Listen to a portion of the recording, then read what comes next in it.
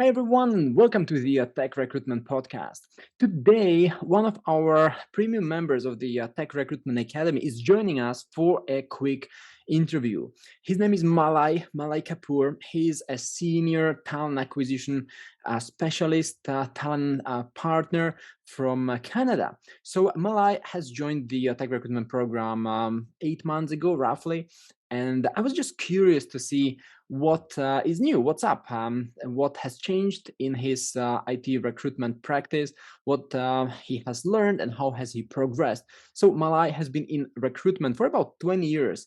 So he is going to share quite a lot of interesting insights with us. So we will talk about the challenges. We will talk about the tech recruitment in Canada, how challenging it is, how to sell opportunities on the market. So this will be a great interview. So with that, please welcome Malay Kapoor on this tech recruitment podcast.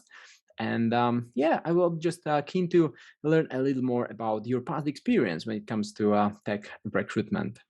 I have been in recruiting for over 20 years and almost 10 years in technical recruiting. So I have a diverse recruiting background in terms of not just IT, but outside IT as well. But right now I'm focusing only technology roles. Mhm. Um, you made an interesting comment on what has changed and what are the challenges that a lot of people are facing, especially if they're new to recruiting. Mhm. I think people who are new to recruiting, it's a good thing and it's not a good thing as well at the same time, in the sense that they have come to a recruiting world which is so much focused on, let's say, cloud technology and online services, and the newer generation of technologies that is there. So they don't have much to sort of compare with in the past, right? Whereas I have seen in my recruiting career that before cloud, there was a different kind of IT skill set was required. Whereas now with cloud, a different set is required. So somebody, an engineer who has about 20 years of experience, um, we would not be counting their 20 years of experience, right? We would be counting their experience, what they have done in the last 5 years, 7 years, or maybe 10 years at the most, right? And DevOps engineers are a very typical example of that, because DevOps were not there 10, like 12 years ago, right? It only started about 8 or 10 years ago. So that's a very, very rare skill set that has come in. The challenge that I face with a lot of companies and a lot of roles is that as companies are moving to cloud and online services, they have a lot of IT resources within the company or engineers in the company who are working on traditional technologies, right? But the transition that is happening is on more modern technologies. So we need engineers who have a knowledge of hybrid technology. So they have a solid base in the pre-cloud era, and they are also upgrading their skill set for cloud technologies, right? So that hybrid skill set is becoming, I think, probably the most challenging for any company. And finding people with hybrid skill set is becoming very, very challenging. Yeah. And it's interesting that you mentioned this experience before and after DevOps as well. It's something we've been discussing with my colleagues just today, earlier today, when we were looking at a profile of someone who had, say, 7-8 years of experience, but only the last 4 years was it with front end in this case. But the previous 3 years were in like QA or something, slightly different than web development. Right. And it's also difficult for people to just somehow recognize these career changes or role changes and find people who have the right experience. And also what you mentioned about the hybrid cloud or hybrid experience, so before cloud and after cloud, that's so hard to spot. So what would be your advice to recruiters, like how they can even learn this it must be so difficult to actually spot on LinkedIn or on a resume. Yeah, I think it will depend on a situation to situation. Now, I also know in the recruiting world that there are recruiters who are kind of becoming more and more specialized. Like they will only recruit only for, let's say, web application related, you know, roles, or they would only recruit for backend technology, only networking technology. So there are recruiters who are becoming very, very specialized. It's very hard for a new recruiter to be able to recruit a software engineer at with all the kind of skill set, right? So my advice to them is like pick an area where you feel comfortable hiring somebody, and then where you can upgrade your own knowledge, right? Like I'll give you my own example. I'm probably not the best person to hire the front end engineers or web application engineers, right? Because in the last 1 year or so, I have hired so many back-end engineers. I have hired so many cloud technology related engineers that I sometimes fail to understand a resume that okay, it's too much of a front end skill set, right? So I'm not sure whether I would have a suitable role for this person or not. But somebody who Mm. has like distributed systems experience, somebody who knows about TCP, IP type of things, oh, that's a solid networking experience. So I can assure 99% that I can find a good role for that engineer, right? And Mm. I gravitate towards those kind of resumes, and I say, hey, okay, you got a backend engineering background, so yes, I can certainly try and find the best role for you. Mm. I Okay. cannot do the same for front end people. I cannot do the same for, not that I can't fill the front end positions. I mean, I can still do it, but it will take me longer to place a person with front end skill set. Mm. And it's interesting that you say it. You know, you have 20 years of experience in talent acquisition. You are the senior recruiter. You have a great job in one of these top companies in the United States and Canada, right? So and yet you say that it's so hard for you to fill some of these positions in IT, right? So it must be so difficult for people who just transition to IT recruitment. So it's also good to hear, I guess, from you firsthand that it is really hard. And you also joined the tech recruitment program 6 months ago. What was it? 8 months ago to learn about some Yeah. of these IT positions. So I guess that's one of the ways, right? How you can learn about those positions where you were not engaging with or interacting with. And then would you say that you now, like, the way you approach these profiles, these resumes, do you try to find jobs for them within the company? Because I know, the company is huge, so I guess there are dozens of open positions. So would it be fair to say that the way you work is you get the CV and then you try to place the candidate within the company? Yeah, so I may be like very fortunate enough to have roles open for all kinds of engineers, but like I said, I specialize in certain areas, so picking up those resumes and forwarding them is not a problem.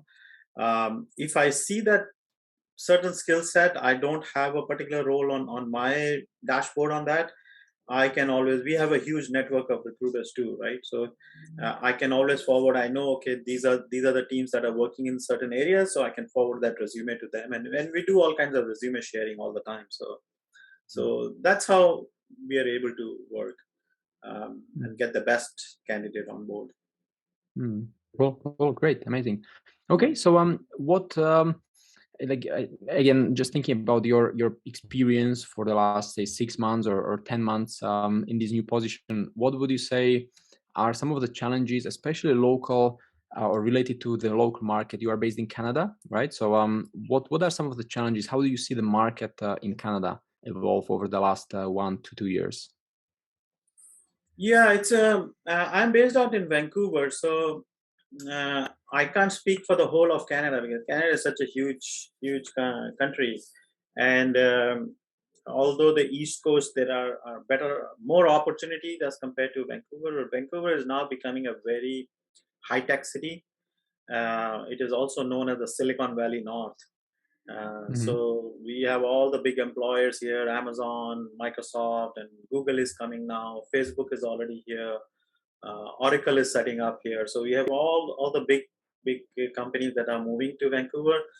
primarily because of the sponsorship and visa situation. It's US visas are becoming more and more difficult.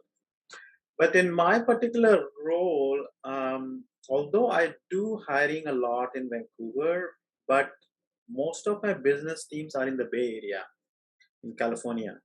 So I kind of specialize in doing more Bay Area hiring, but I still do Vancouver hiring as well.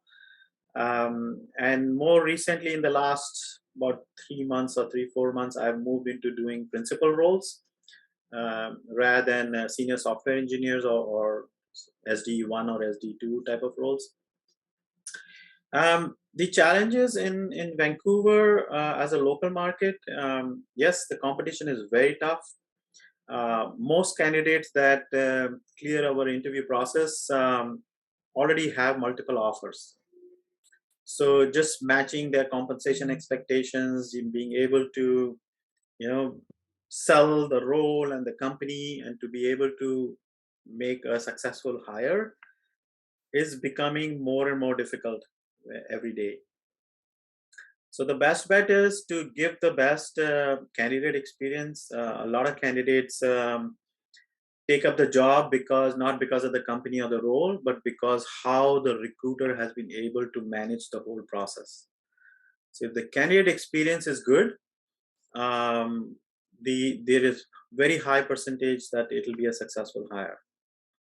Well, it's very interesting that you say this, because usually we focus on just the other benefits of the positions or perks or salary, but we rarely talk about the experience of the candidate. And it's also interesting that you say that that's what seems to matter most in your particular case, which is really interesting now when I think about it. And okay, now also it just reminds me that everything is so relative, because sometimes here in Europe we think, okay, it's just the market is so saturated with offers and developers are overwhelmed with opportunities. Yet on the other hand, you say that in Vancouver there are all these big giants. They all have the offices set up there. You enumerated Oracle, Facebook, and all these others.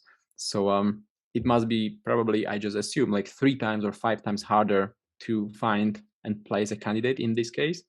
So it's just mind-blowing, like how difficult it must be there. So how do you then sell the opportunity to the candidate? How do you make your opportunity stand out? How do you talk to candidates? How do you present the opportunity? What do you focus on?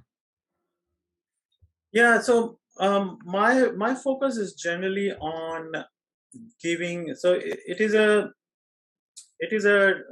like a triangle of relationships, right? It is the recruiter in the center, it is the hiring manager experience, and it is the candidate experience. So you have to ensure that how the three relationships work together in a very positive way. I have to talk to in my recruiter screen. It is not just about the technical skill set, which is already mentioned on the resume. It is more about assessing whether this candidate will match up with the company values or not, right? And is this what the hiring manager is looking for, adding someone to their team as well? So the hiring manager experience also has to be taken into consideration. There are situations where hiring managers say, "Oh, I do need to hire this candidate," no matter what, no matter how much money they are asking for, no matter how much roadblocks that you face. I say, well, a lot depends on not just what you want. A lot depends on what the candidate wants as well, right? If the candidate is not very looking forward to joining a team like that, then I can't help much. I can only persuade them. So what I do normally is I try and fix up cell calls between the hiring manager and the candidate, and they try to sell their team, they try to sell their work culture in the team, they try to sell the job and the role and the career progression. So all that makes a very nice package for the candidate in terms of what they're getting into, right? And I think the biggest motivation is that what are they looking forward to? What are they looking forward to in future? Um, that question answers a lot of things about the candidate, whether they would be successful in the new role or not. Right? The candidates who would just leave the job because they just don't like their current boss, right? So that's not a good reason to change your company, right? Because you could get a similar kind of boss in the new company, or maybe even worse, right? So I always try and dig deeper into that question, that what is your motivation for this job? What is your motivation to change right now? So answers to those questions determine a lot how the candidate experience is going to be. Interesting, interesting. And do you really call it sales calls, or is this just some fancy way to call these introductory meetings? Yeah, we call them either informational calls or we call them as cell call. Mm-hmm. So yeah, cell call is a common term used in North America. Yeah.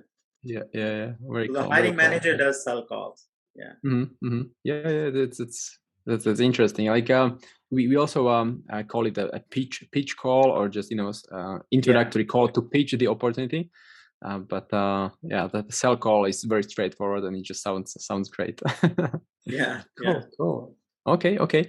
The difference with you, for example, and some other recruiters who are inside the Tech Recruitment Academy is that you are a corporate recruiter. You are close to a hiring manager in this case, but a lot of recruiters inside the academy work as freelance recruiters or in staffing agencies. And one of the major complaints are that they cannot really talk to the hiring manager. They don't know how to pull some information from them. They just see the job rec, and it's often very generic. There is not much written about the team position. They cannot really sell the opportunity. Do you, based on your past experience from other companies before, do you have any good recommendation or tip on how they can overcome this challenge? Yeah, that's a really good question. So I worked as a contract recruiter for many years as well. So I've seen the corporate side and I've seen the agency and the independent recruiting side as well. Um, One of the things that I like to do is, and I did that in both my roles as corporate recruiting and independent, is that the first thing is starts with what we call as a discovery meeting, right? So that is my discovery meeting with the hiring manager, saying that, okay, what is so important in this job? First of all, why are you hiring this person, right? Has somebody left, or is a new position? Is the team expanding? So I get all that baseline information from the hiring manager, and we have a good about 45 minutes to an hour on that call, and get as much information as possible. Right? Having said that, and I find discovery calls as very very useful for me to fill that position. Having said that, sometimes with some hiring managers, not with all of them, um, as the time passes, their requirements and their needs kind of changes, right? And suddenly what we discuss in the discovery meeting is not relevant anymore. So I have to book a second discovery meeting and say, hey, look, it's been a month. We have not put through any candidate for interviews as yet. Can we have a second discovery meeting? Looks like we are missing something here. So those kind of interventions certainly make a difference in understanding the hiring manager's needs, because it's very difficult to shoot in the dark and just send resumes to the hiring manager, and those resumes get rejected because you don't know exactly what the hiring manager is looking for, right? So we have a very targeted and focused approach on when we do discovery meetings.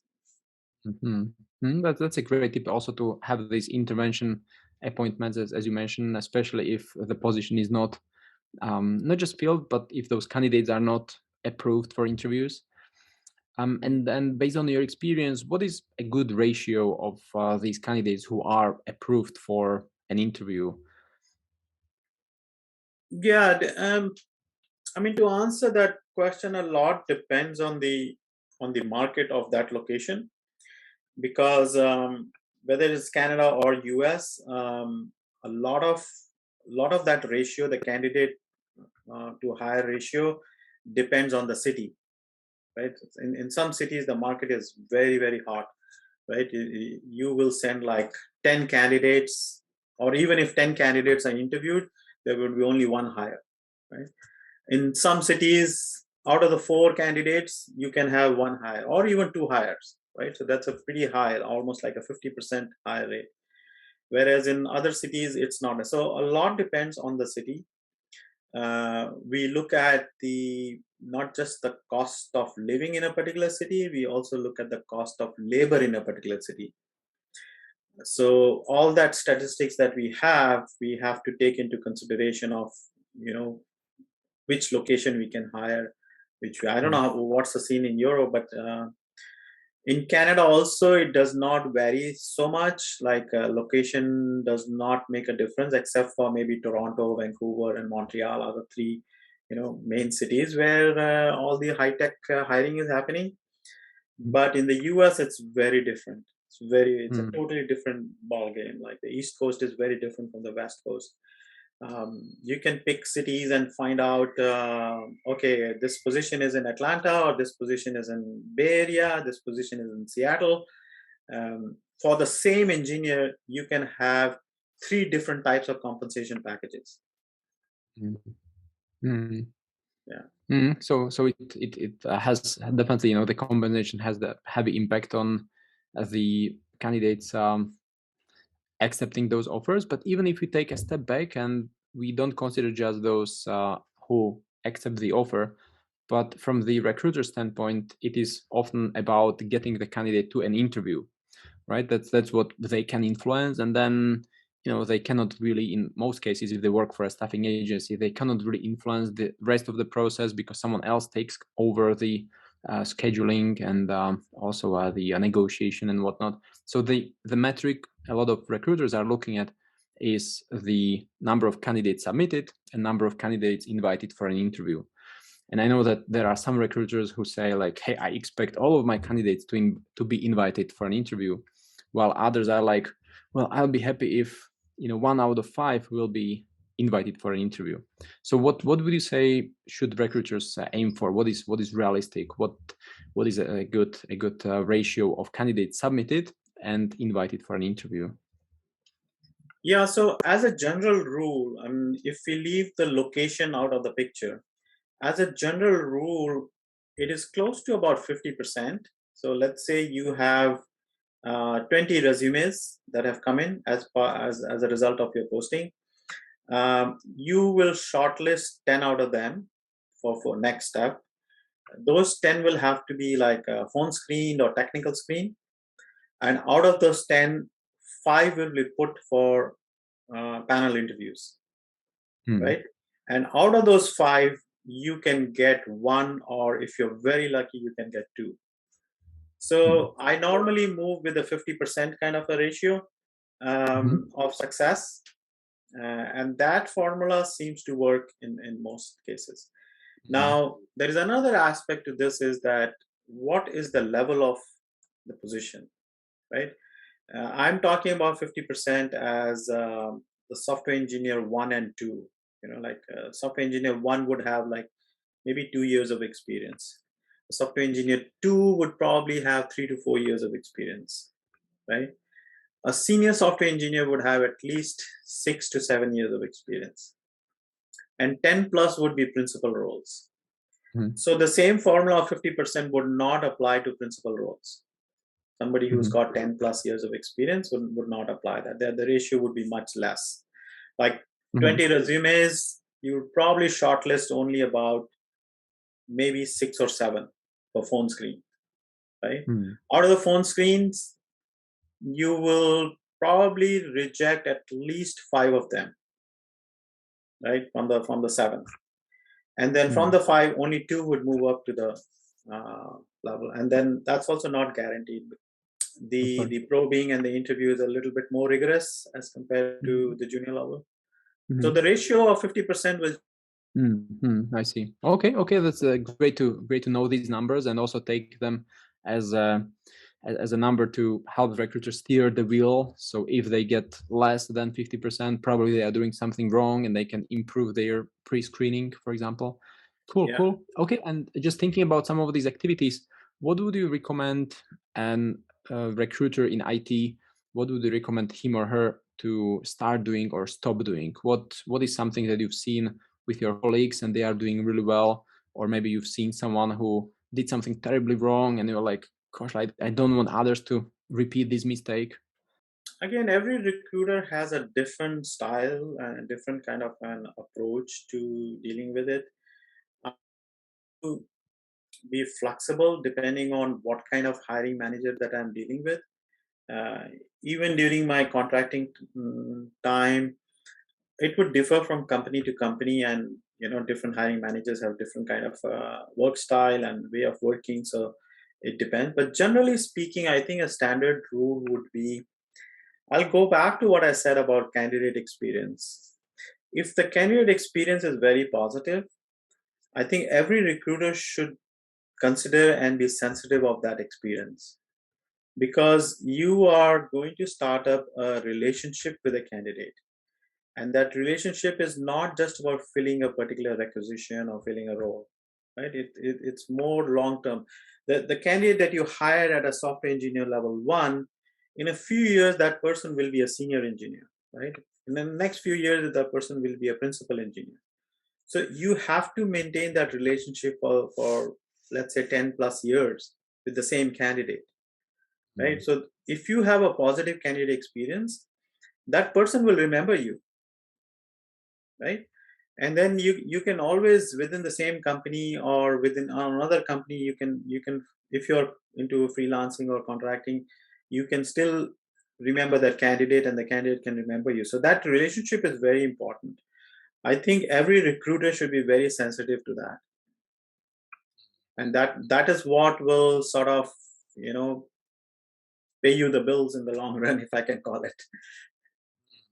And that's a great advice, because a lot of people in IT recruitment take it as a very transactional business.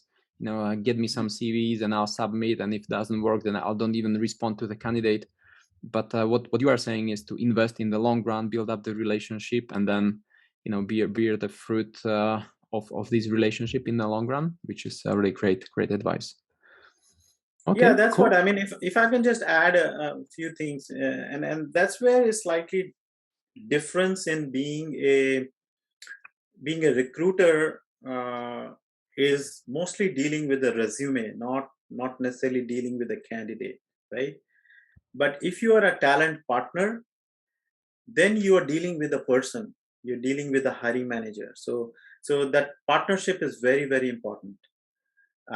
That's what I prefer to call myself as a senior talent partner rather than a recruiter, because in recruiting I could be reading like hundreds of resumes the same day and still not find the right candidate, right? Mhm. But when I am looking at these resumes as a talent partner, I can say, hey, that's a huge database.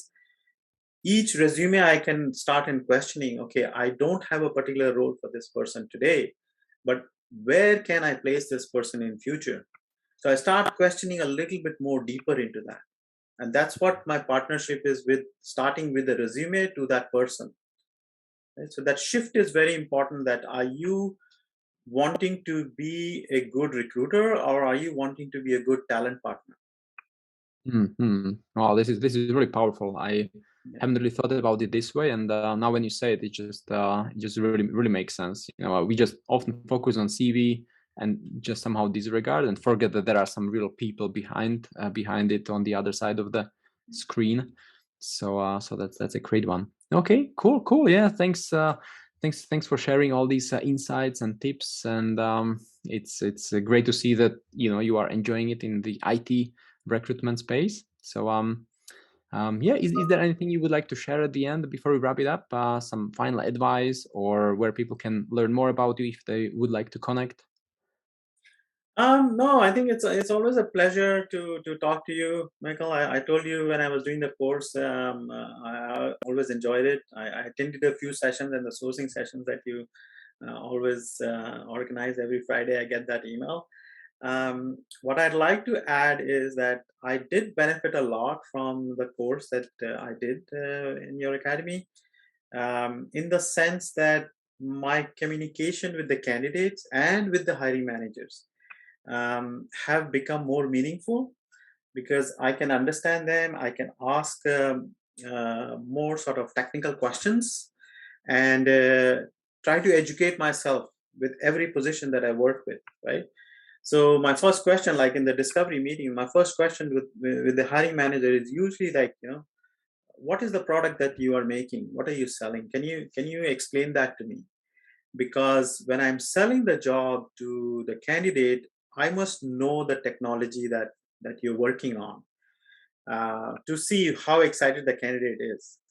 So I think that course really helped me in understanding and improving my technical communication with both the candidate and the hiring managers. And that's what is very important in a partnership role. Your partners and you should have enough credibility with each other so that they can start building trust from the day one.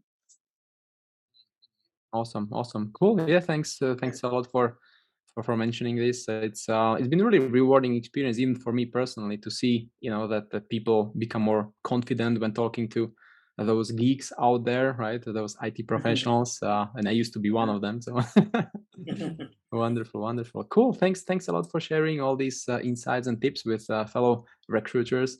So if they would like to connect with you, I guess they can find you on LinkedIn. I'll share the LinkedIn URL below this video in comments, and they can connect with you if they would like to explore, or connect or build up some relationships, or maybe candidates. Who knows, right? Yeah, no, absolutely. I mean, why not? Yeah, you can post in my LinkedIn profile link also if you like, Mhm. and they can hook me up on LinkedIn, and we can have a quick call. Awesome, awesome, cool, wonderful. Thank you. Have a wonderful day in Vancouver. Yeah, Thanks for joining. you too. Have a good weekend. Bye bye. Goodbye.